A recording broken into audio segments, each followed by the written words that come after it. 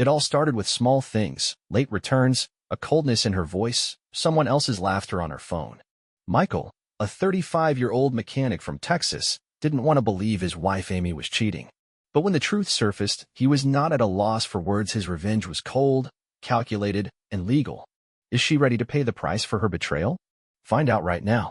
The air in their small Austin home felt heavier than usual that night. Michael, a 35-year-old mechanic with grease-stained hands and a quiet demeanor, stood in the kitchen, staring at the flickering light above the sink.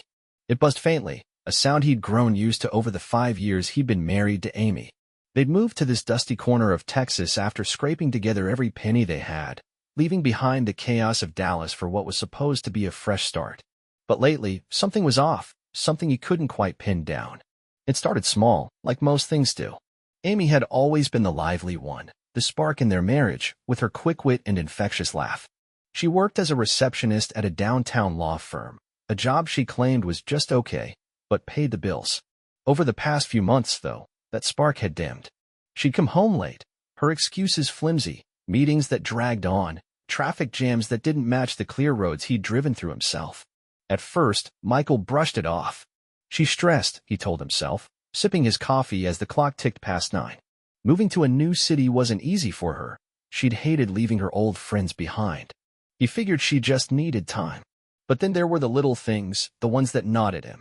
Her phone, once left carelessly on the counter, was now glued to her hand, the screen always tilted just out of his view. She'd smile at it sometimes, a private, fleeting grin that didn't reach him anymore. Their conversations, once full of banter and plans, had shrunk to one-word answers. "How was your day?" he'd ask, leaning against the fridge. "Fine," she'd mutter, not looking up from her scrolling. The laughter that used to bounce off these walls was gone, replaced by a silence that pressed against his chest. One evening, he tried to bridge the gap. "Hey, want to watch The Office with me? You love that show," he said, forcing a smile as he grabbed the remote. She barely glanced at him, her fingers tapping away at her phone. "Not tonight.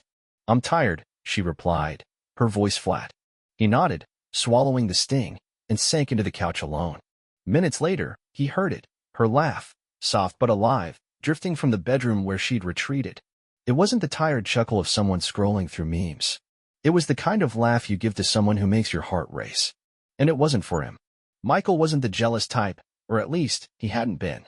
He'd always trusted Amy, even through the rough patches, like when his auto shop nearly went under, or when she'd lost her job and he'd worked double shifts to keep them afloat. They'd built something together, hadn't they? But now, doubt crept in like rust on a chassis. He replayed her words, her glances, the way she'd started wearing perfume again, not the floral stuff he'd bought her, but something sharper, unfamiliar. Was it for someone else? That night, as he lay in bed staring at the ceiling, the sheets cold where she should have been, he made a decision. He wouldn't confront her, not yet. He'd watch, wait, and figure out what was really going on. Because deep down, he knew, this wasn't just about stress or a new city. Amy was slipping away, and he needed to know why. Michael's suspicions grew like weeds in the cracked Texas soil. The Austin nights were warm, but the chill between him and Amy made the house feel like a stranger's. He'd spent a week watching her more closely, noting the patterns. She'd leave for work at the usual time, 7:30 sharp, but return hours later than her shift should have ended, sometimes 10, sometimes midnight. Client dinners, she'd say with a shrug, brushing past him to the shower. But Michael knew better. The law firm didn't wine and dine receptionists. Then came the moment that cracked it all open. It was a Saturday, the kind of lazy morning where the sun spilled through the blinds and the smell of coffee lingered. Amy had gone to run errands, leaving her purse on the kitchen table, a rare slip. Michael hesitated, his hand hovering over the leather strap. He wasn't the type to snoop, but the weight of doubt pushed him forward. Inside, tucked between her wallet and a pack of gum, he found them, 2 plane tickets to Miami, dated for the next weekend. One had her name, the other was blank. His stomach twisted. She hadn't mentioned a trip, not a word. He sat there, tickets in hand, until the front door clicked open. Amy breezed in, grocery bags rustling, and froze when she saw him. "What are you doing?" she snapped, her eyes darting to the tickets. Michael held them up, his voice steady despite the storm inside. "Going somewhere." Her face tightened, but she didn't flinch. "It's a work thing," she said, snatching them from him. "They're sending me to a conference." He raised an eyebrow.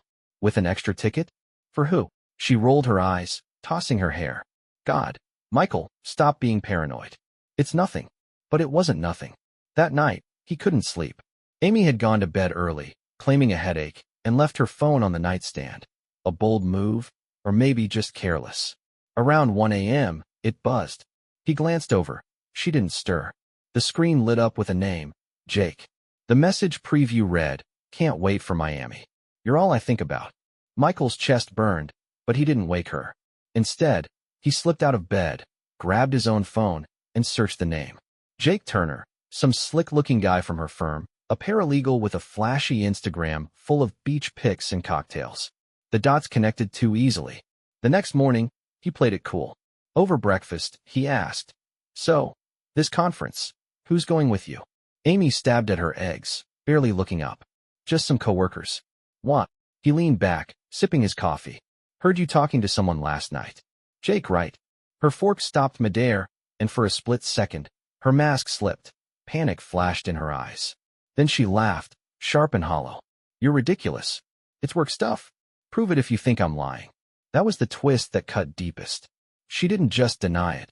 She challenged him, daring him to call her bluff. It was a power move, and it lit a fire in him. Michael wasn't a fighter by nature, but he'd rebuilt engines from scraps. He could handle this. "Okay," he said, his tone calm but edged. "I will." Amy smirked, thinking she'd won, and left for work.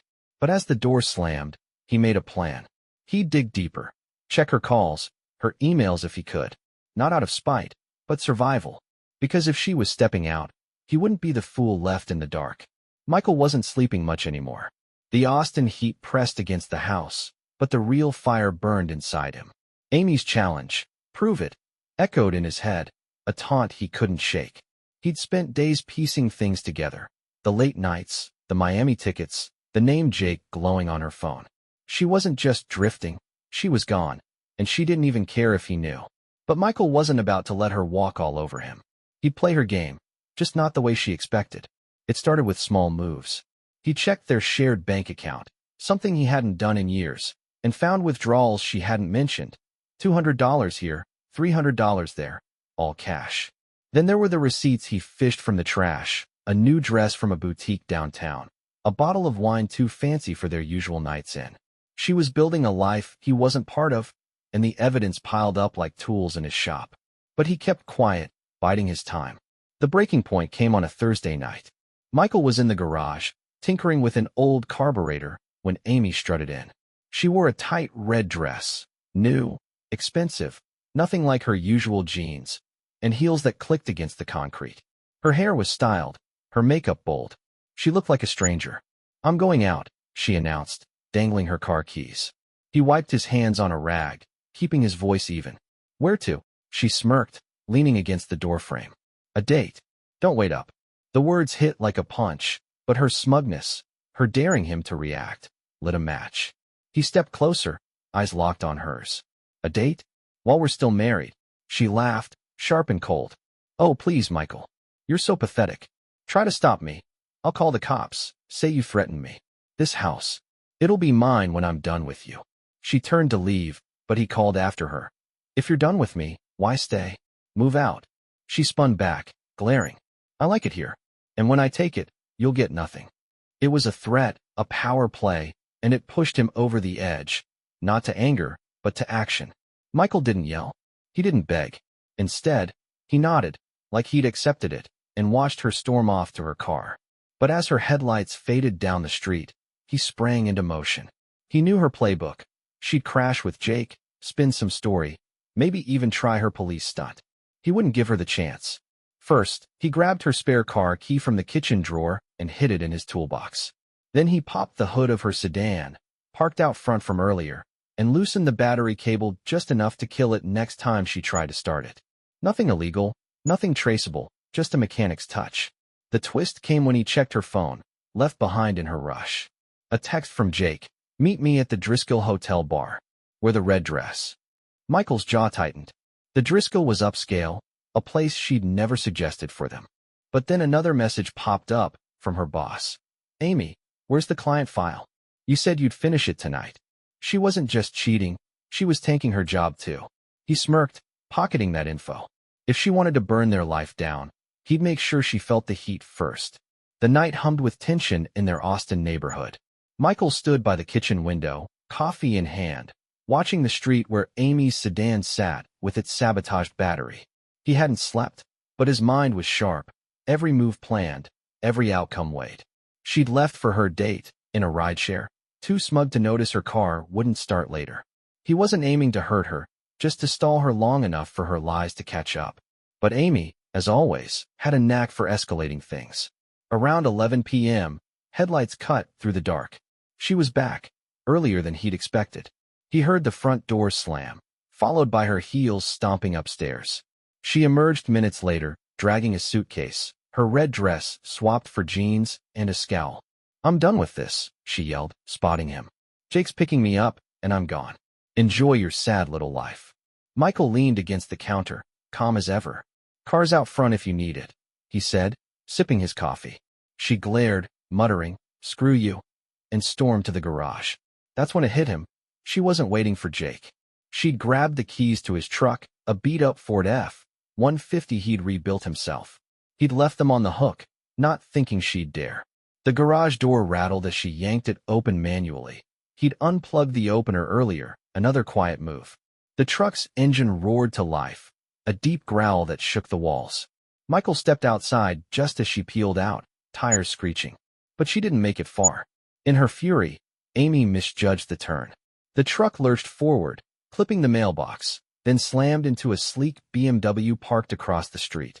Tom's car, their neighbor, and a sharp-tongued attorney. The crunch of metal echoed, glass shattering as the BMW's front crumpled. Amy screamed, more from shock than pain, as the airbag deployed. Michael froze for a second, then jogged over, adrenaline spiking. Tom burst out of his house, bathrobe flapping, yelling, "What the hell?" Neighbors flicked on porch lights, heads poking from windows. Amy stumbled out of the truck, clutching her neck, mascara streaking her face. He made me do this," she shrieked, pointing at Michael. But Tom wasn't buying it. "Lady, you just totaled my car. I saw you peel out like a maniac." Michael raised his hands, voice steady. "She took my truck, Tom. I didn't touch her." Sirens wailed in the distance. Someone had called the cops. Amy's eyes darted, panic setting in as she realized her story wouldn't stick. 2 officers arrived, one jotting notes as Tom ranted about his car. "She's drunk or crazy. Look at this mess," he snapped. Amy wasn't drunk, Michael knew that, but she was unraveling. "He's lying. He sabotaged me," she cried. The cop raised an eyebrow. "Ma'am, you're the one behind the wheel." They cuffed her as she flailed, charging her with property damage and reckless driving. Michael watched, heart pounding but face blank. Tom turned to him, fuming. "She's nuts, man. You okay?" Michael nodded.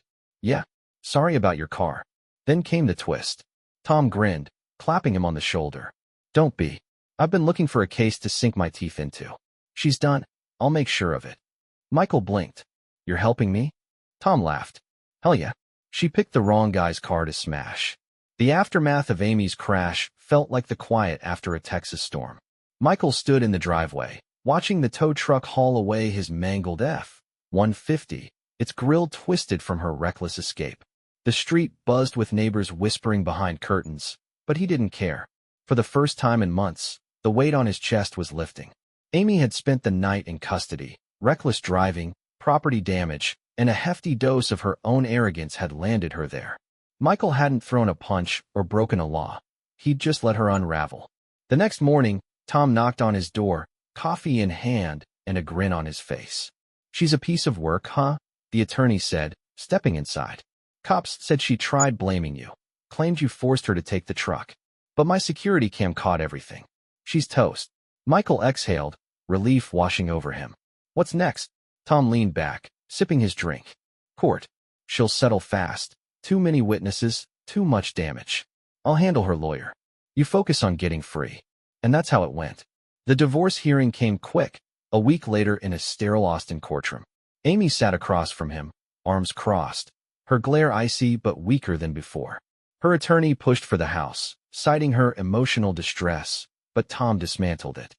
He presented the bank withdrawals, the Miami tickets, and the crash footage, proof she'd been checked out long before that night.